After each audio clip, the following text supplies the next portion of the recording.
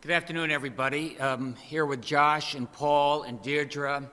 I tried to get our Commissioner of Education, Miguel Cardona, but he was pretty busy today. You probably just saw that President-elect Biden introduced him as our next Secretary of Education for the United States of America. And I could not have been more proud of Connecticut and our outgoing commissioner. The President-elect said how important it is for him that we get our schools open, that this not be a lost year for kids, and saluted Connecticut and Miguel for his partnership with educators and the fact we were able to keep more of our schools open. He emphasized that in other states, kids are falling behind because they don't have access to Wi-Fi. And he used the analogy of some of the young people have to drive to the parking lot of their coffee shop in order to get access to Wi-Fi so they can virtually learn. And he saluted Miguel Cardona for saying, look, here in Connecticut, they provided 140,000 laptops for all the kids in need and provided free Wi-Fi for those as needed as well. And he wanted to use that as an example for what we can do around the country. He emphasized the really great importance of counselors and aides and social workers in our schools to help our kids get reintegrated. And he saluted Miguel Cardona for taking the lead on that here in Connecticut. And he emphasized, as did Miguel, workforce, that it's not K through 12 education. We're also training people for the jobs that are out there, making sure that this education that leads to a good paying job and a great citizen.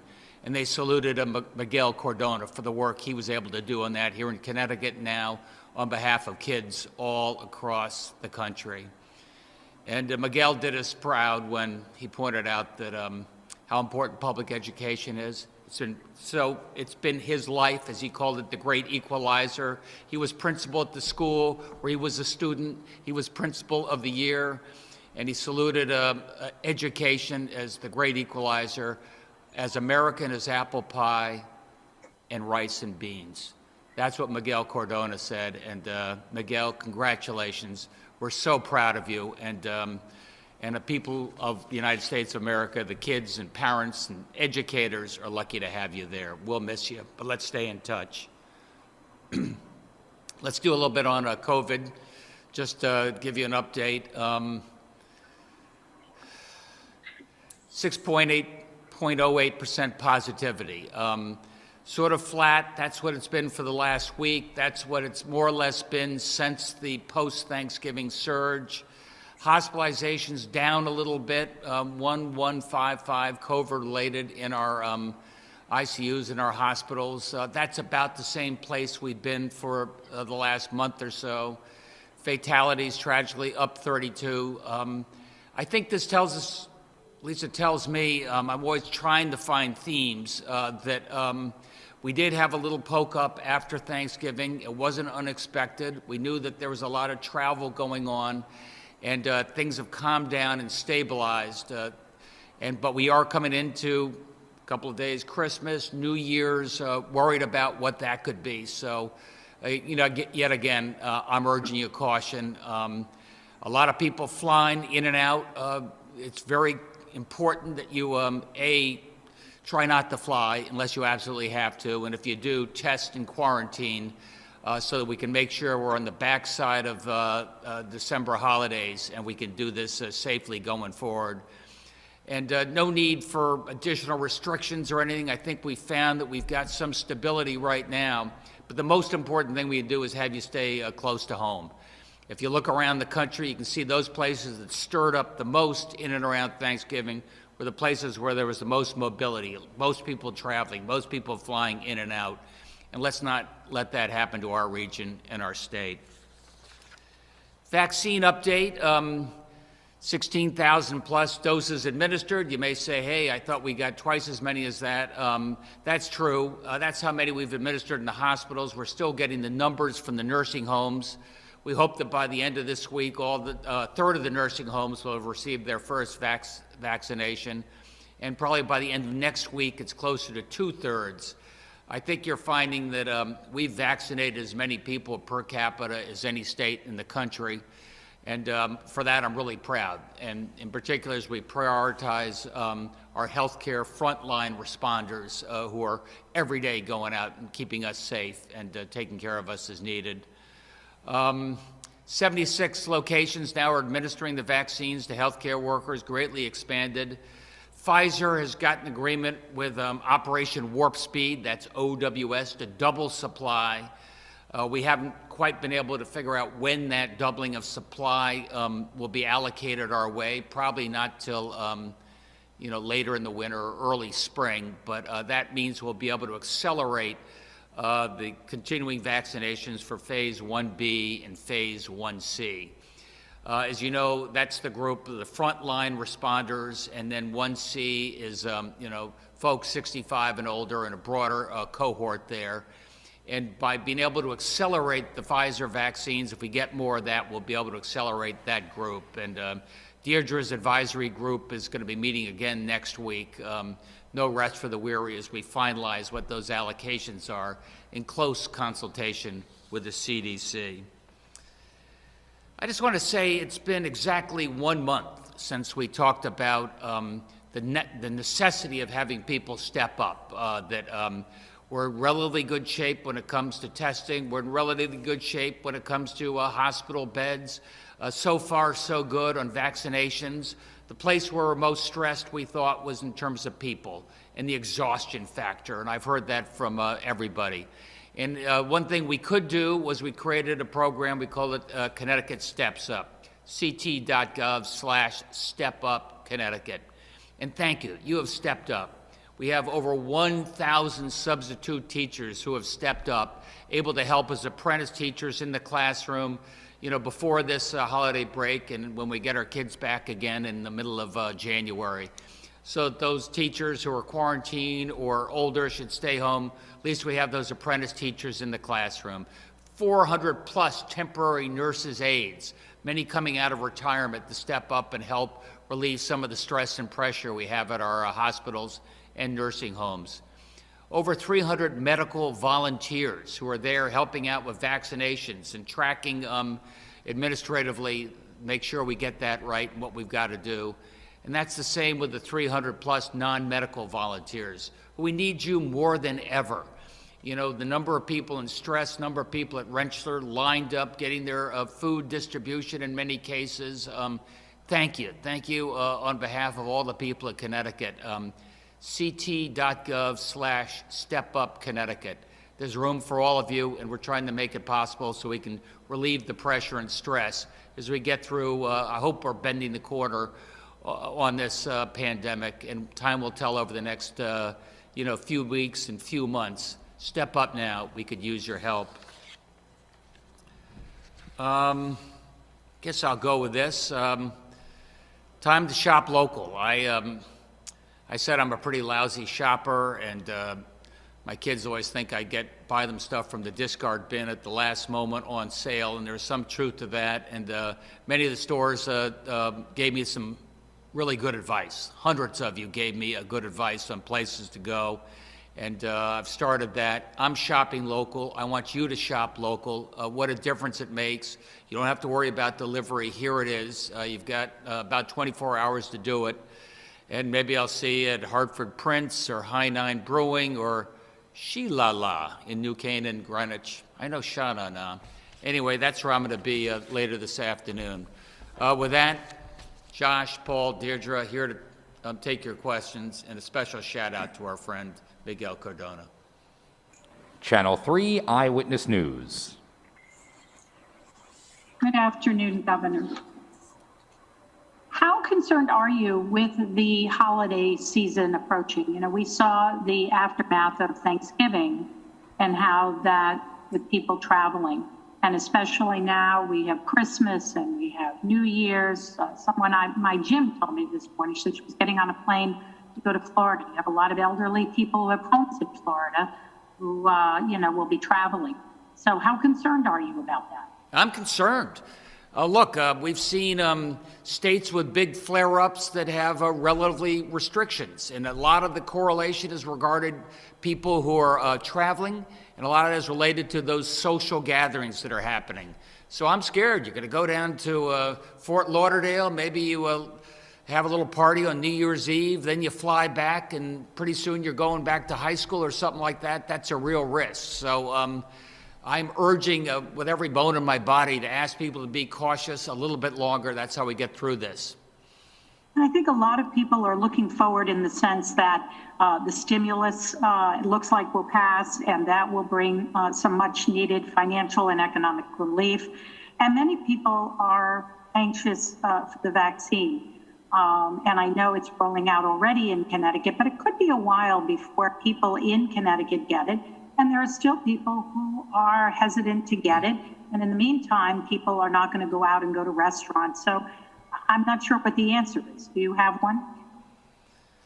Look, I think things are going to quiet down for the next 2 or 3 weeks. I think people will be closer to home just because it's after the Christmas break, and I think that's probably a good thing. But also, my heart goes out to our small businesses, our restaurants, and others.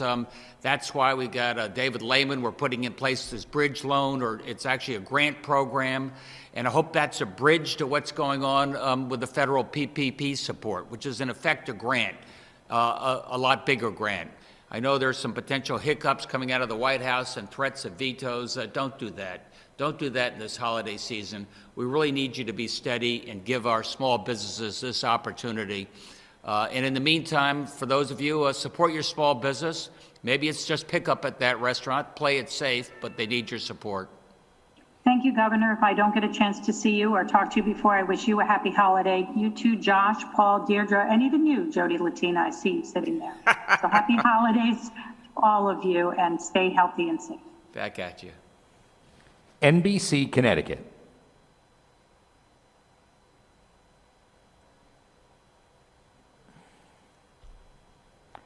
Sorry, trying to unmute. Thank you for your patience. Good afternoon, Governor. Following up on Miguel Cardona's appointment to the Secretary of Education, obviously a big celebration for him here in the state, but at the same time, as you alluded to yesterday, it kind of leaves a void in that position here in the state. In the interim, how will that position be filled? And moving forward, what will the process be like to permanently fill that position? Why don't you take that, Paul? Yeah, thanks, Governor, and thanks for the question, Mike. In the interim, we'll be identifying and looking for an internal candidate within the department. So we'll have more details and news on that in the coming days.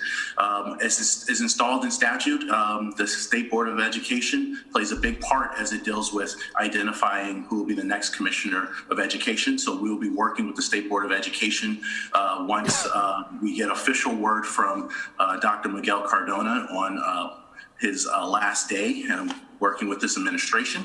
But overall, we're going to have to work closely with the State Board of Education and follow the process that's currently installed in statute. But at the end of the day, whoever comes out of that process, it's important that that individual is in close alignment with the governor's vision for the state of Connecticut on education. And they're going to have to follow, as the governor says, some big footsteps as it deals with Miguel Cardona. But we feel that there's probably, and there will be, vast interest in the position, not only within the state of Connecticut, but also nationally. So we look forward to starting that process with the Board of Education going forward. And just as a follow-up, Mr. Governor, as Paul alluded to, it would have to be in line with your vision. How would you describe your vision, and what types of challenges do you think the next commissioner will face in this role? I want to follow on what Miguel's been doing for the last 2 years, making education an absolute emphasis, broadening the base. I heard Vice President or President-elect Biden talk about, pre-K for everybody. I think workforce development so that high school leads into workforce, works into a job, making community college more affordable for everybody. Just the same things you heard the President-elect say why he chose Miguel Cardona. We have a lot of work to do on that. We're just getting started.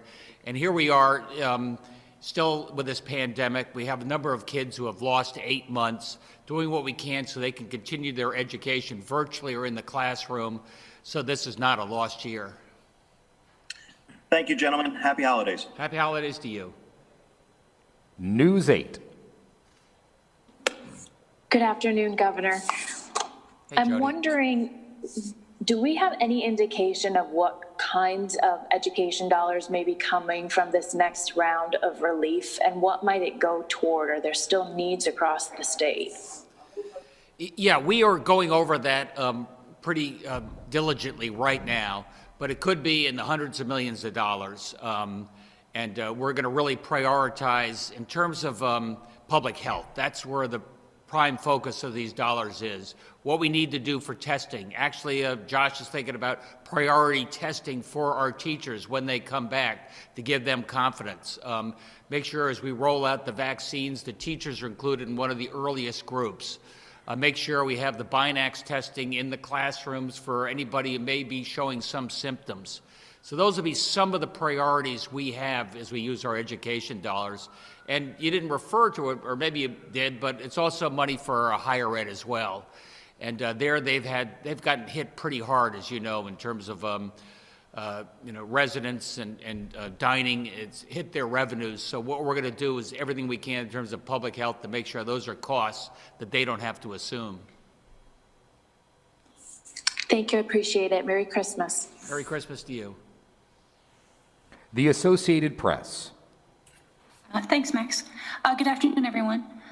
Governor, New York City is sending sheriff's deputies to homes and hotel rooms of all travelers that are coming from the UK to make sure that they're complying with the city's 2-week quarantine requirement. Is Connecticut notified about whether any of these travelers from the UK are coming to the state?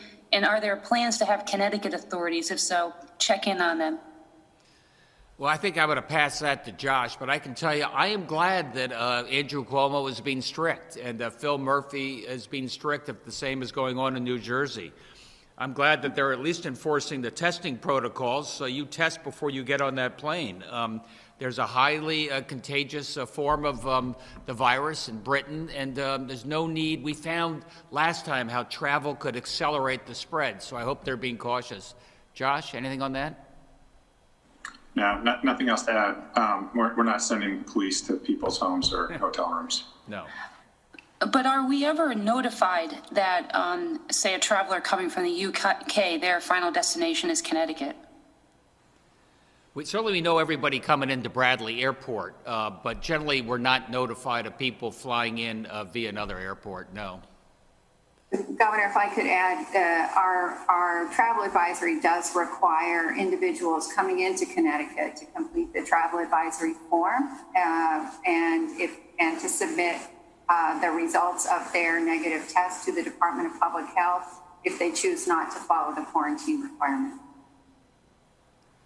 Okay, thank you. And have there been any problems with the temperature trackers on the vaccine shipments?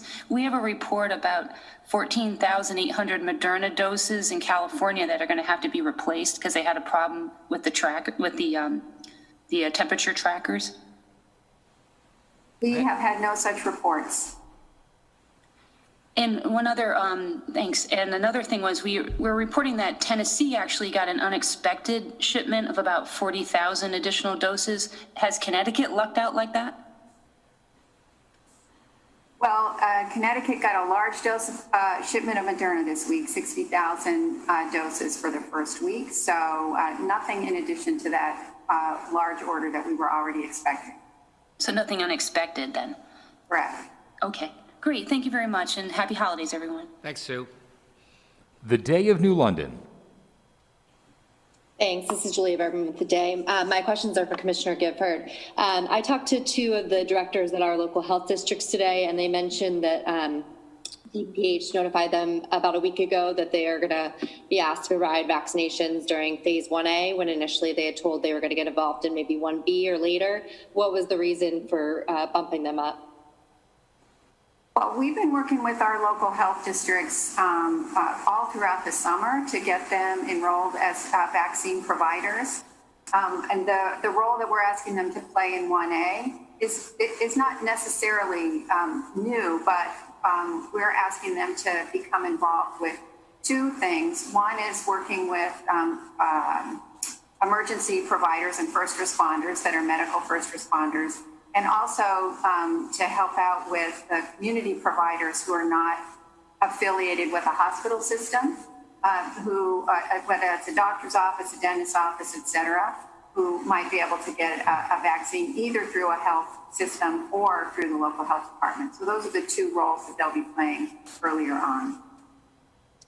Thank you. And then my other question was that Governor Cuomo announced today that many of the Moderna vaccine vials actually hold an extra dose, and that I know that was the case with the Pfizer vaccine vials too. Are we finding that to be the case here in Connecticut with the doses that we've received so far? You know, as you mentioned, that was the case with Pfizer. The vials have been somewhat overfilled, is our understanding. So I won't be surprised if we start hearing that from Moderna, but we don't have confirmation of that yet in Connecticut. Thank you. CT News Junkie. Thanks, Max.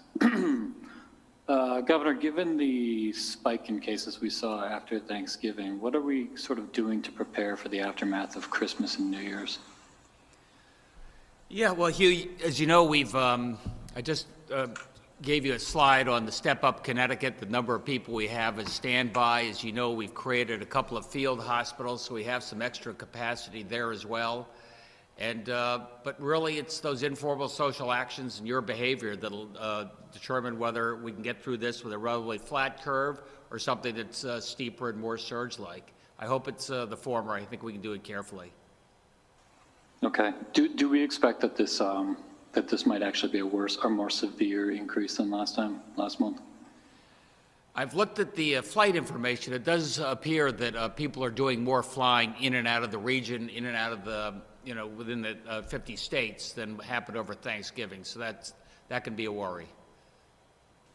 Gotcha.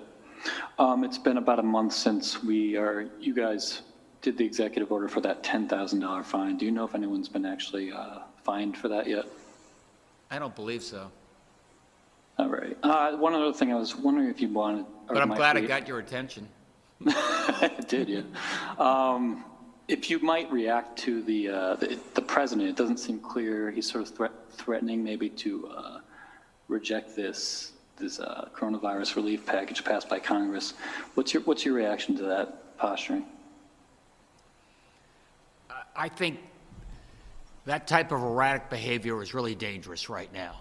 And it took Congress quite a while to come up on a very bipartisan basis a relief package that really emphasizes public health in terms of aid, in terms of vaccinations, in terms of what we do for testing.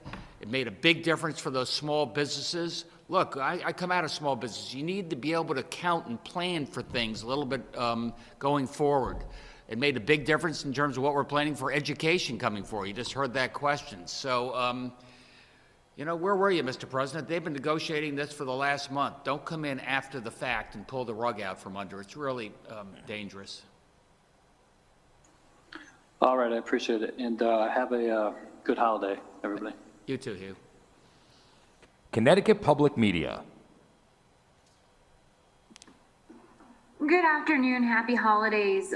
Is there any talk with Eversource and other utility companies about this upcoming Christmas Day storm that looks like it could cause a power outage or two? Do you know about that, Josh or Paul? Yeah, I'll jump in and then Josh can jump in. Yes, we've been in contact with both United Illuminating as well as with Eversource, our emergency operations center led by Commissioner Ravella, Director Hackett, and our deputy commissioner have been watching this very closely. We were going to be making some decisions later on this afternoon on whether or not we have an additional activation of our emergency operations center based upon our latest forecast that we should be getting in from Doug Glowacki and the team over there shortly.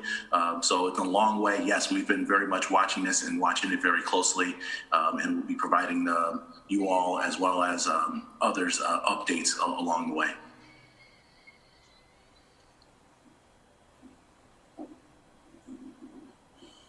Hearst, Connecticut Media.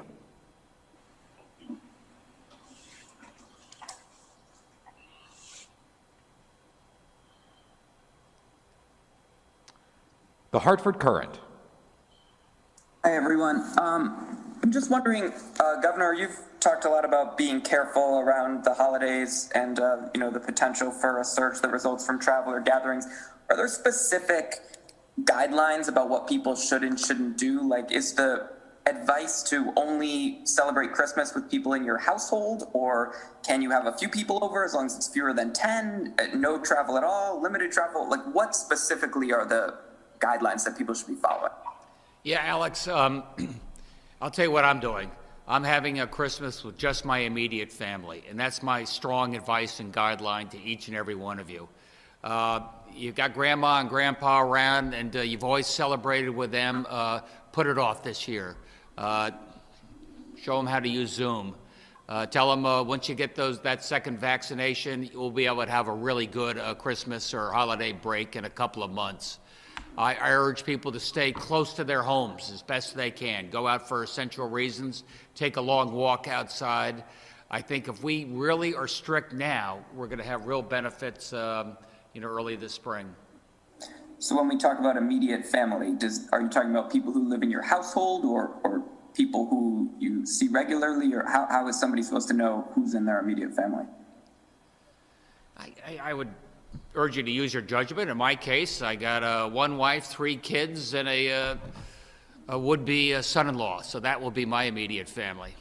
Mm-hmm. Dr. Gifford, do you have any similar advice about what people should be doing?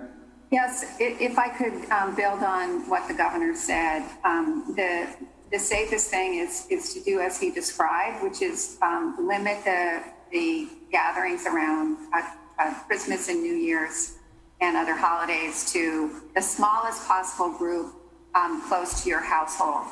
I'd also like to say, as the governor mentioned, we know that many people are traveling. And so if you are going to be joining someone outside your household for the holidays, wear a mask even when you're indoors, and keep your distance when you take the mask off. If you're joining someone for a meal that's not as part of your household, the physical distance and opening the windows and if the weather is permitting to be outside, all of those things are going to help lower risk. So keep that mask on even indoors, and make sure there's good ventilation and air circulation indoors if you're with individuals that aren't in your household. All right, thank you, everybody. Happy holidays. The Connecticut Mirror. As the vaccines are rolled out, inevitably you're going to get complaints about how healthcare systems are prioritizing things, whether there's office staff who's getting something ahead of a doctor. So what is the role of the state in making sure that everybody adheres to the protocols and priorities? You want that, Deirdre? Sure. So we have shared some additional guidance with healthcare providers on how to think about rolling this out in phase 1A. You're correct that right now we don't have this week enough vaccine to vaccinate every single healthcare worker, nor do we have enough appointments. So there is going to have to be a little bit of an order. And what we've asked healthcare providers to think about is who is at highest risk of being exposed to an individual with COVID. And so those frontline workers, maybe in the ER or the ICU, that are at the highest risk, and then think about next lowest risk, and then the third lowest risk might be those with intermittent patient contact. And so there is going to be, all throughout this process, some patience required on the part of everybody who's part of a group, because we won't be able to vaccinate everyone in that group on the first day, obviously, of that next phase. So we're asking people to prioritize based upon risk. We're asking employers of healthcare employees to sign them up in a priority order based on their risk of exposure to COVID. Are you getting any complaints yet? I wouldn't say complaints. We're getting a lot of questions, and our team at DPH is working really hard to respond to them quickly. But no, we haven't had a lot of complaints about the order in which people are receiving vaccines. And you talk about the outreach to the local health officials. So what is what's the advice you could give to physicians and other health workers that are not attached to a larger healthcare system as to when they can expect to be vaccinated? Well, we sent out emails this week to a large number of employers asking them to get their employees signed up for appointments. So each employer that's not part of a healthcare system should designate what's called an employer coordinator. And that person is responsible for making sure that the employees in that office or dentist's office or clinic are uploaded into our system, and then each one will get an email. If you're a healthcare provider that works independently, but you qualify for 1A, you can sign up as an employer yourself, and then you'll get an email as to how to get your appointment for the vaccine. And Governor, what information do you have so far about how much money can you expect to come to Connecticut for renter relief, and what strings or eligibility rules will attach to that money? I think it's going to be about $250 million. So that's real money, on top of some of which we've allocated for the CARES Act. As you know, the Department of Housing is still providing the CARES Act money as we negotiate with tenants and landlords. We'll be ready to go when the federal funding comes. It's probably going to take could take a few weeks. And I don't know what the strings attached on that are as yet, Maz. Yeah, I'll add to that, Governor. As you know, the federal agencies will not start providing guidance until the final bill is actually signed into law. So that goes along with what the governor was saying, the importance of the fact that this was a bipartisanly negotiated bill, and the states are ready to get that guidance so we can start moving fast and get our structures in place to be able to get funding out the door once it becomes available to us. So we have many members of our team. We've already have our strike force put together, led by our Washington, D.C. director, Dan DeSimone. But one thing that we need to happen is the president needs to make a decision on if he's going to sign this bill and let these agencies provide guidance to the states so we can get to work. Thank you all. Thanks, Paz. I'm getting the signal here. Let me just say, on behalf of Deirdre and Josh and Paul and myself, it's been a heck of a year, hasn't it? And we wish you obviously all the very best for Christmas and this holiday season. And I'd just like to especially say to all the members of the press, we've been here a long time together, and thank you for responsible journalism and getting the information out. We're trying to get the information out as best we can from the scientific community, lead with health. There are a lot of rumors out there, and what you do is an invaluable service. So I thank you so much for what we're able to do this complicated year. And man, I'm ready for 2021. Take care, everybody.